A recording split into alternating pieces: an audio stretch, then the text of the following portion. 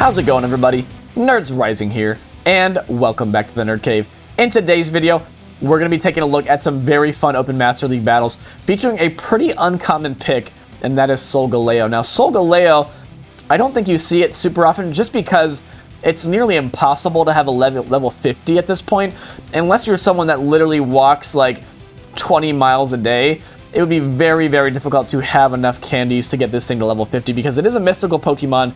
So basically the only way to get candies right now is to walk it, and it is a 20-kilometer walking distance for that thing. So really, really crazy to anyone out there that's running it. And fortunately for us here, fellow content creator WindRegalia is running it today. I believe he said it is a level 44, so definitely not fully powered, but it still sits at like 4,200 something, even at level 44. So I think this thing could have a lot of potential someday if Niantic will give us a better way to have XL candies for it, basically. But anyway, we're going to check out these battles. I have not watched all of these, so I am excited to see what WindRegalia has in store for us here. And by the way, if you guys are watching this and you haven't seen my last video, then I have pre-recorded this from, if you guys saw my last video, I basically started recording this as soon as that one finished, because today I am having my tonsils taken out. So by the time you're watching this, my tonsils will be gone, and I'm probably laying on a couch somewhere, writhing in pain, eating smoothies, and having my wife take care of me. Or really, my wife will probably just be ignoring me and telling me to get over it because I'm a grown man. But anyway, give me some love in the comments, guys, because I've heard that tonsillectomies are one of the most painful surgeries you can have as an adult. I won't get into any gruesome details just for you non-medical folks out there, but I'm a medical folk, so I like the gruesome details. But anyway, send me some love in the comments, guys, because I'm probably pretty miserable right now. But anyway, let's get into the battles here and see what WindRegalia has in store for us in the Open Master League featuring Solgaleo. So, first battle here, we have a Zacian. And this is actually a quick attack Zacian, which is not that bad for the Solgaleo, because for this thing to do any damage to the Solgaleo, it's going to have to debuff itself. So I actually would have liked to see him maybe over farm there and wait for him to either throw a wild charge or a close combat, and we'll have to see. It is the close combat, so now you could probably throw your move and then force a shield. I think the opponent recognized they didn't have to shield initially because they weren't debuffed. Now I like this play, just going to go for the Iron Head, get rid of this thing, and does have switch advantage now, which is nice. They let it go down, and as you see, 4292 for a level 44 Pokemon. That is really cool, and it is best buddied, by the way, but I believe that he does have his best buddy boost on the Shadow Shiny Mewtwo, which is just a super cool Shadow Shiny, one of the best in the game. And there's a Dialga here, and Dialga is not going to be able to farm down. Solgaleo does have a decent amount of bulk to it. Opponent does have a Dialga in the back. They do have 2 shields still, but Gyarados here can put in some work with these neutral Dragon Breaths. Gonna land the crunch here. Nope, the opponent is gonna shield it. And I think if the opponent Iron Heads here, he actually will live this. I really like this call here. Does call it correctly. And gonna go for the Aqua Tail now. And I really like this play as well. Fully no bubbling it. Recognizing he actually doesn't want to take out the Dialga. And that allows him to get 1 extra Psycho Cut ahead on this opponent. And if you look at the opponent's CP there, the opponent actually is a higher CP. And I believe they would have won CMP there. And the opponent knew there, since he had a 1 Psycho Cut head start, their only win con there was to call the bait, and he ends up full sending the Shadow Ball. So very well played endgame there. Even if I don't think if he wins that game, if he doesn't get that 1 extra Psycho Cut on the Dialga, I think he loses that battle actually. So well played there. Next battle we have a Mewtwo, and I think there he throws the Psychic Fangs, recognizing that if he tries to build up to the Iron Head, that the opponent would actually make a Shadow Ball before he got there, and didn't want to potentially have to shield that. So brings in the Gyarados, does some Dragon Breath damage, does have to commit a shield on the Side Strike, and now the opponent's actually bringing in a Kyogre here, which is an interesting decision by the opponent. They must not have a great answer for this, and he does go for the Aqua Tail. I think if he survives this Water Tail, I think he would have made the crunch, and he does actually survive it there. So I think it would have been better there just to commit to the crunch, but I think the opponent shielded that anyway, so it doesn't end up really mattering that much. Yeah, they did shield it anyway, so it doesn't matter. And now comes in with the Shadow Mewtwo, gets the full farm down, and there are very few things here that want to see a Shadow Mewtwo this far ahead on energy. It's an Excadrill in the back, and Excadrill nearly gets one-shotted from full health, and then very nicely here is going to throw on CMP, make them make the next shielding decision. I really like this, and now, do you just let your Mewtwo go down? No, he's going to shield it up here, Maybe going to try to stall out the switch clock so we can bring back in the Solgaleo, but the opponent actually switches out, and unfortunately he loses CMP to the Mewtwo here, so this is going to be very rough, but it's just a Side Strike, but it still KOs, and now Solgaleo has a lot of work to do here, and if this is a Shadow Ball, I think this is just game over, but did they build up to the Shadow Ball? I'm not actually sure, and it's just a Side Strike that's double resisted. Solgaleo still hangs on, undercharges the Psychic Fangs perfectly, comes out with the move loaded, and now is going to hit that Excadrill with the Psychic Fangs, and I think this should KO here. Really nice endgame again there.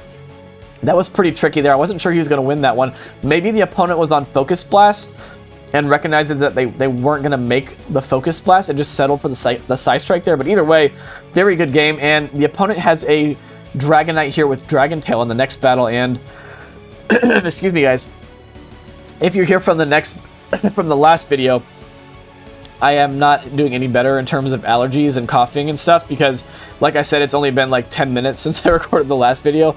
I just, changed the hue on the lighting a little bit to make it seem like it was a different time, but yeah, I have not moved. The cat in the background has not moved, but yeah, here we are. So we're in the Dragonite matchup here, and Solgaleo has a pretty decent matchup against the Dragonite, despite the fact that the Fire Spins are resisted, and the opponent brings in a Gyarados here, and it's a Waterfall Gyarados, so I like this play a lot.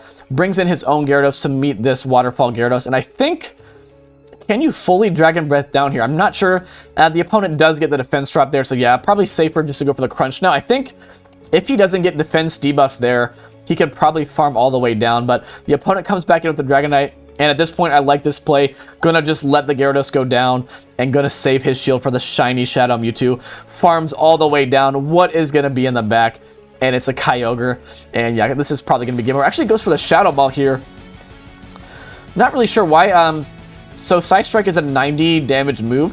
Shadow Ball does do 100 damage, but the Side Strike is going to get Stab, which gives you an extra 20% of damage onto that Side Strike. So a Stab Side Strike is actually going to do, let me just do some quick math here. 90%, 20% onto that is going to be 108. So a Side Strike from a Shadow Mewtwo is going to do 108 damage, whereas a Shadow Ball is going to do 100 damage. But does not matter because he still makes a really nice play at the end there. Wins the game anyway, despite throwing the Shadow Ball. So nice battle there. And next battle here we have a Togekiss lead. And I imagine that's a very comfortable win there for the Solgaleo, and then they bring in a Lugia here, so double flyer so far. Their team definitely does not have a good answer for Solgaleo, it looks like, and I think maybe you just stay in for a little bit, let them expend some energy, and then probably bring in the Gyarados, because if you come in right away, then you're probably going to have to respect the Aeroblast. That is what he does. Is he going to call the bait here, actually? And he does call the bait, so very nice play there. I think if I was the opponent, I probably would have just full sent the Aeroblast, and it looks like he's going to call another bait, and it's just a Sky Attack, and now is going to make the crunch. So nice play there. I think I probably would have stayed in with the Solgaleo and just forced them to throw and then switched out. But he still calls the baits correctly and ends up maintaining alignment. So nice play there. That's a situation where it would have been good to wait out your switch clock. Let's back this up just for a second. We'll turn this into a learning opportunity if we can. Since he delayed so much in bringing the Gyarados into the Lugia, the opponent here is basically not switch locked, but he still is.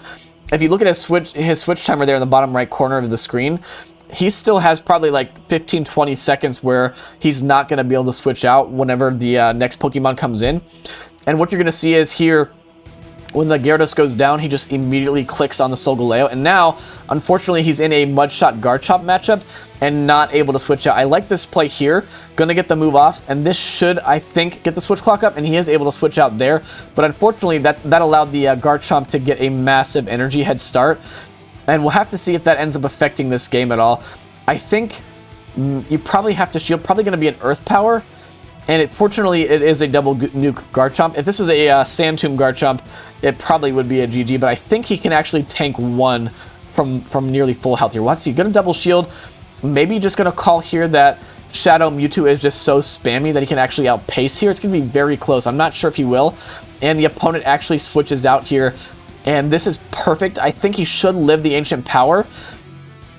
Does he live it? Barely lives it. And now can bank that energy perfectly and save that for later, and then take out the Togekiss with the Solgaleo here. So ends up playing the end game out here very nicely.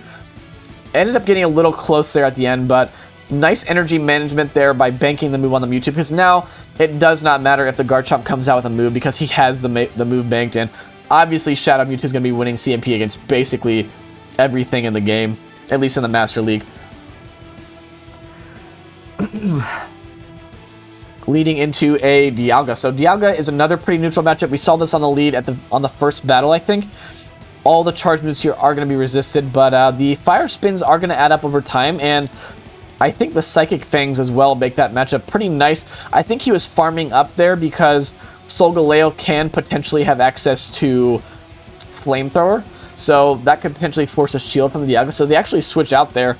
They don't want to risk having to tank a Flamethrower, and now brings in the Gyarados to Dragon Breath down. He did double debuff them, but again, he waited a little bit to come in, so I think he probably will have to come into shield here, and unfortunately, the opponent on like 2 HP does get to another move, so does give up a shield, but does at the very least come out of here with some energy, and the Dialga in the back probably is going to have to respect this crunch. Otherwise, it would do a decent amount of damage, so they do respect it, and he can come back in with the Solgaleo here and fully wall this energy. I'm not sure an Iron Head would KO from this range. We'll have to see if the opponent decides to throw. And now it's actually going to bring in the Shadow Mewtwo here. So this is actually looking a little bit rough here. Really needs the last Pokemon to be very weak to this Mewtwo. And unfortunately, it's a Togekiss. And I'm not sure.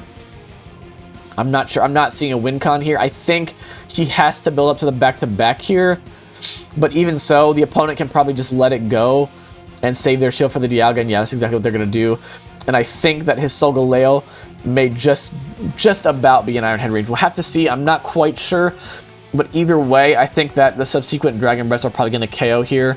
And yeah, Iron Head actually does KO. So good game there. That was a pretty tough team comp. Solgaleo, again, I think it would be a lot better if it was level 50. But just who really has the candy to get it to level 50? Just absolutely crazy investment in another Togekiss lead here, and the opponent again is staying in. They must be fully core broken by the Solgaleo, and I like this play. Go straight for the Iron Head, and I think probably at this point actually calls that they're going to go for the move there and win CMP. Massive play there, because I think that if he doesn't throw on CMP there, then he potentially goes down a shield, and yeah, the opponent has an Excadrill in the back, so that's massive. It's really always good to throw on CMP when you know you win CMP. Throwing on that CMP tie is just so massive there, because when you're the opponent and you know you're in a really rough situation, like they're clearly core broken by the Solgaleo. The Excadrill doesn't want to take the Fire Spins either, so by getting a shield advantage on the lead, at the very least the opponent has comfort in knowing that they somehow got themselves some sort of advantage. But by throwing on CMP there, he basically takes away any advantage that the opponent had. And they're actually running ABA Charm, so very interesting team by the opponent here. But yeah, I think Shadow Mewtwo is going to fully sweep this team. Absolutely perfect energy management there by WindRegalia. Very nice win there. And I believe we have like 3 or 4 more battles, guys. So hope you're enjoying these so far. Again, definitely make sure you check out WindRegalia. Really cool content creator. And he's been a big supporter of my channel as well, which I very much appreciate. So in this battle, the opponent, I think, did have the energy for a Shadow Ball, but they decided not to throw it. So again, doesn't want to potentially have to shield a Shadow Ball. Going to pivot into the Gyarados here and tank the Psy Strike. Going to have to shield the next Psy Strike here, but I think probably will make a Knockout Tail before they get to a third.